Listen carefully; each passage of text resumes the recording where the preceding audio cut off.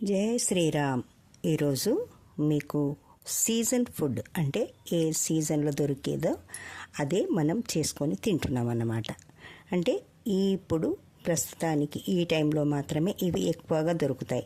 But ఎప్పుడు అంతగా దొరుకుతుంది, కానీ ఈ సీజన్లో ఎక్కువగా దొరుకుతాయి. అనుములు.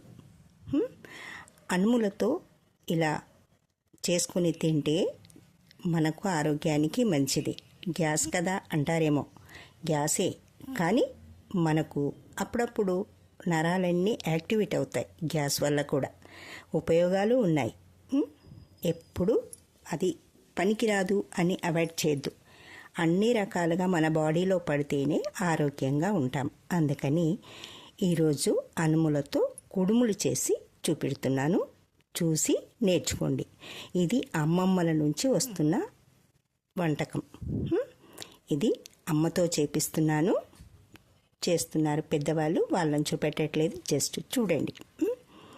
అనుములను ఉడకబెట్టి, అంటే హాఫ్ బాయిల్ చేసి, పూర్తి ఉడకక్కర్లేదు, సగం వరకు ఉడికితే చాలు. అంటే మళ్ళీ ఉడుకుతాయి. మొత్తం ఫస్టే ఉడకాలి అంటే కుదరదు, అంత బాగా ఉడకదన్నట్టు. అందుకని హాఫ్ బాయిల్ చేసి పక్కన పెట్టుకొని, మనకి ఎంతమందికి కావాలి అన్న సైజుని బట్టి ఒక గ్లాసు, ఒక పావు కిలో పోస్తే ఒక ఇద్దరికి వస్తుంది. 2 గ్లాసులు, 3 గ్లాసులు, హాఫ్ కేజీ పిండి పోస్తే ఒక 6 వస్తుంది. ఇలా అంచనాతో పిండి పోస్తున్నాము. ఇక్కడ ఒక 4 సరిపోను, అంటే ఒక 2 గ్లాసుల పిండి తీసుకున్నాను, బియ్యం పిండి. ఒక గ్లాసు అవి అనుములు, పావు కిలో.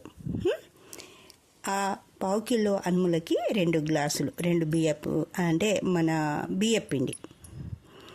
ఆ పిండిలో పచ్చిమిరపకాయలు, కారం మిక్సీ చేసి, సాల్టు, మిర్చి 2 మిక్సీ చేసి ఇందులో వేస్తున్నాను. ఇందులో ఎక్కువ కావాల్సింది ఫస్ట్ ఉల్లికాడలు, చాలా టేస్టీగా ఉంటాయి. ఉల్లికాడలు, కరివేపాకు, కొత్తిమీర, ఈ పచ్చికారం. అంటే పొడి కారం వేస్తే అంత టేస్ట్గా ఉండదు, అందుకని పచ్చికారం మిక్సీ చేసి వేసాను.